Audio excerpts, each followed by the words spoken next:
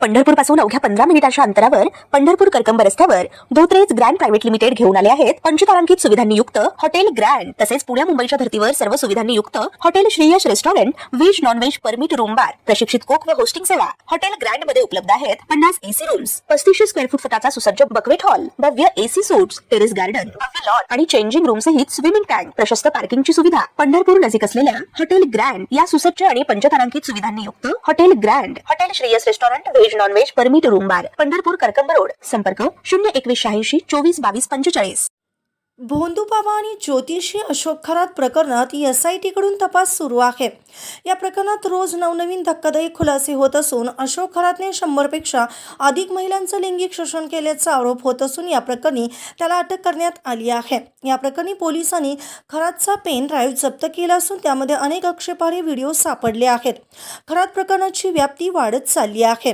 Police सर्व बाजूने या प्रकरणाचा तपास करीत असून आता त्याची बायको कल्पना खरातने या प्रकरणात पहिली प्रतिक्रिया दिली असून तिने अनेक गंभीर आरोप देखील केले आहेत। हिंदुस्तान टाइम्सला दिलेल्या मुलाखतीत अशोक खरातची बायको कल्पना यांनी सांगितले की माझा नवरा काही व्यावसायिक किंवा तज्ञ ज्योतिषी नाही, त्याच्या जवळच्या सहकार्यानेच त्याचा घात केला असून त्याच्या पाठीत खंजीर खुपसला आहे। त्याची प्रतिमा उद्ध्वस्त करण्यासाठी हे कारस्थान रचले गेले। कल्पना खरात यांनी कोणत्याही व्यक्तीचं नाव घेतलं नाही। अशोक खरातच्या जवळच्या व्यक्तीने देखील मौन बाळगले आहे। अशोक खरात आणि कल्पना खरात हे नवरा बायको स्वयंघोषित आध्यात्मिक गुरु म्हणून समाजात वावरतात। गुरुपौर्णिमेनिमित्त या नवरा बायकोचे पाद्यपूजन सोहळ्याचे फोटो व्हायरल झाले होते। अशोक खरात प्रकरण समोर आल्यानंतर महाराष्ट्रातील राजकारण चांगलंच तापलं आहे। विरोधक या प्रकरणावरून सत्ताधाऱ्यांवर आरोप करीत आहेत। हे प्रकरण समोर आल्यानंतर रुपाली चाकणकर यांना राज्याच्या महिला आयोगाच्या अध्यक्षपदाचा राजीनामा द्यावा लागला। त्यांना अटक करण्यात यावी अशी मागणी विरोधकांनी केली आहे। दरम्यान या प्रकरणी भोंदूबाबा अशोक खरातची SIT कडून चौकशी सुरू आहे। या प्रकरणात आता खरातच्या मिरगावमधील ईशानेश्वर मंदिरातील पुजाऱ्याची चौकशी होणार आहे।